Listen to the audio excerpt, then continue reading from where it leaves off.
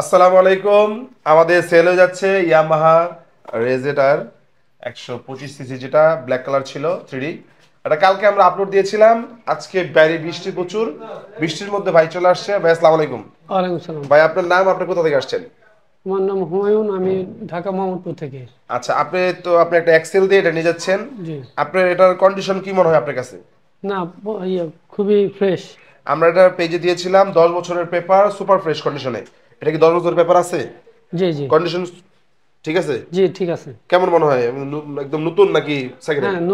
নতুনের মতনই। আপনি তো এর আগে মনে হয় আমাদের এখানে আসছিলেন, আমাদের প্রায় 1 মাস আগে জি আসছিলেন। জি।